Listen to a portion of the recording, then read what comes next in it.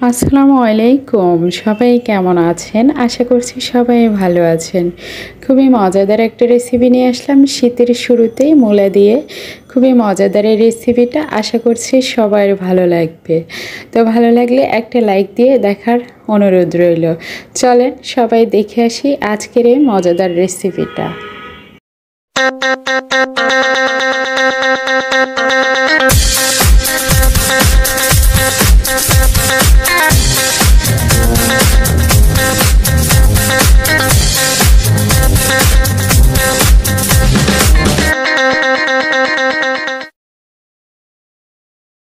আজকের মজাদার রেসিপির জন্য আমি এখানে গরু মাংস নিয়েছি। গরু মাংসগুলো কেটে ভালো করে ধুয়ে নিয়েছি।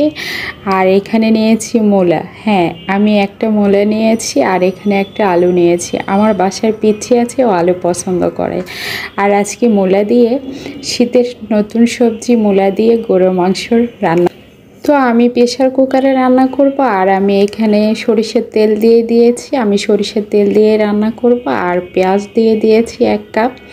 এখন পেঁয়াজটা খুব ভালো করে লালচে করে ভেজে নেব। আর পেঁয়াজটা একটু লালচে করে ভেজে নিতে হবে। যারা আমার চ্যানেলটি সাবস্ক্রাইব করে আমার বন্ধু হয়ে আমার পাশে আছেন, আপনাদের সবাইকে অসংখ্য ধন্যবাদ, অনেক অনেক ভালোবাসা। যারা এখনও আমার চ্যানেলটি সাবস্ক্রাইব করেননি, অনুরোধ থাকলো আমার চ্যানেলটি সাবস্ক্রাইব করে দেবেন, পাশে থাকা বেল বাটনটি অল করে দেবেন। এতে করে আমি নতুন ভিডিও ছাড়লে সবার আগে আপনার কাছে যাবে আর আপনি সবার আগে দেখে নিতে পারবেন। আর সাথে এখানে আমি কিছু গরম মশলা দিয়ে দিয়েছি। তো গরম মশলা দিয়ে পেঁয়াজগুলো লালচে করে ভালো করে ভেজে নিয়েছি, দেখতে পাচ্ছেন। এখন আমি এখানে বাকি মশলাগুলো অ্যাড করব। প্রথমে দিয়ে দিচ্ছি আদা বাটা, 1 টেবিল চামচের বেশি হবে আদা বাটা দিয়ে দিয়েছি। আর 1 টেবিল চামচের বেশি হবে দিয়ে দিয়েছি রসুন বাটা। আর আদা বাটা রসুন বাটা খুব ভালো করে তেলের উপর ভেজে নেব। খুব সুন্দর একটা ফ্লেভার আসবে ভালো করে তেলের উপর ভেজে নিলে। তা আমি খুব ভালো করে আদা বাটা রসুন বাটা ভেজে নিচ্ছি।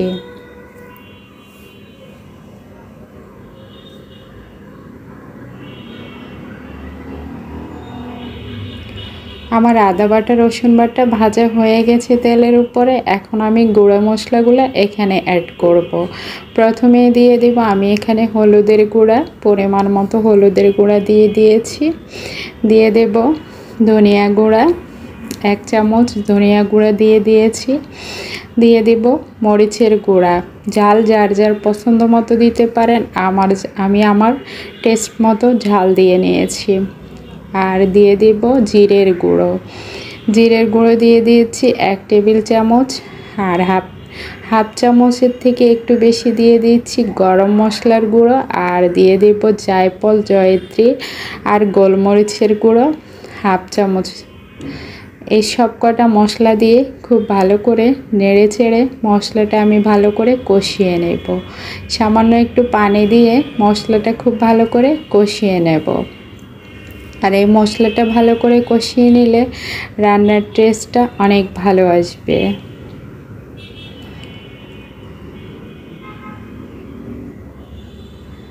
স্বাদ মতো লবণ দিয়ে দিচ্ছি।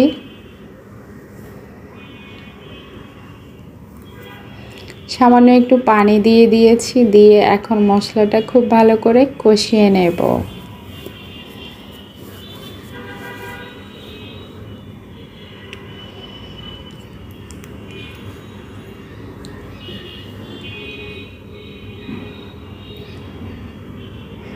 তো আমার মশলাটা খুব ভালো করে কষানো হয়ে গেছে, দেখতে পাচ্ছেন। খুব সুন্দর একটা কালার এসেছে।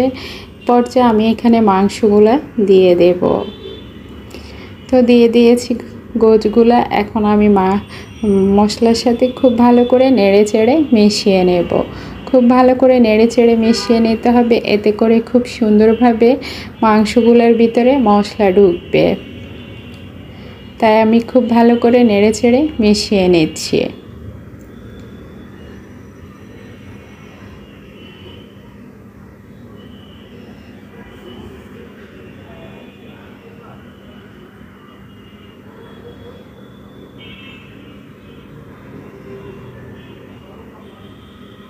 এখন আমি ঢাকনা দিয়ে কিছুক্ষণ ঢেকে রাখবো।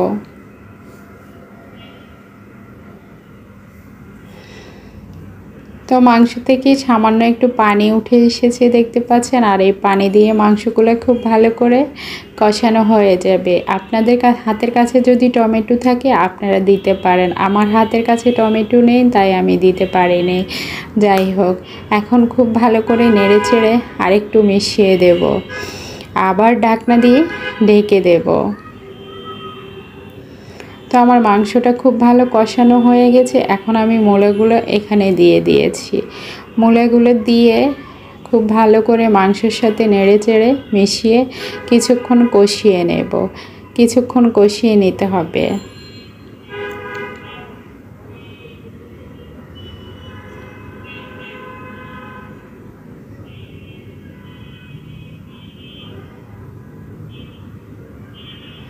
ভালো করে নেড়ে চেড়ে কষিয়ে নেব। রান্নাটা যত ভালো করে কষাবো রান্নার টেস্টটা তত ভালো আসবে। রান্না তো আমরা সবাই করতে পারি কম বেশি, তাই না? তারপরও যারা নতুন তাদের জন্য বলা। অনেকে আছে নতুন কিংবা ব্যাচেলার ভাইয়েরা যারা এখনও অন্যের রান্না দেখে শিখে, তাই তাদের জন্য ভিডিওটা দেওয়া। আর আমি এখানে গরম পানি দিয়ে দিয়েছি, পানি বেশি দেব না, যেহেতু প্রেসার কুকারে রান্না করছি তাই পানি বেশি লাগবে না, অল্প একটু পানি দিয়ে দিয়েছি। আর এই পানিটা দিয়ে ভালো করে নেড়ে চেড়ে মিশিয়ে এখন আমি ঢাকনা লাগিয়ে দেব। ঢাকনাটা লাগিয়ে দিয়ে 2-3টা সিটি আসা পর্যন্ত আমি ওয়েট করব, কারণ আমি মাংসগুলো বেশি নরম করতে চাচ্ছি না। মিডিয়াম নরম করে আমি ঢাকনাটা খুলে নেব। তো আমি প্রেসার কুকারের ঢাকনাটা লাগিয়ে দিয়েছি, আর এখন হাওয়া ছেড়ে দিয়েছি, ঢাকনাটা খুলে নিয়েছি। দেখতে পাচ্ছেন আমি বলেছি হালকা আমি সিদ্ধ করে নেব, সিদ্ধ করে নিয়েছি। এখন আমি এগুলোকে চুলার উপর রেখে ভালো করে জাল দিয়ে নেব, এতে করে খুব সুন্দরভাবে আরেকটু কুক হয়ে যাবে। তো আমার আজকের রেসিপিটা আপনাদের কাছে কেমন লেগেছে অবশ্যই কমেন্টস করে জানাবেন। ভালো লাগলে একটা লাইক দিবেন। সবাই ভালো থাকবেন, সুস্থ থাকবেন। আজকে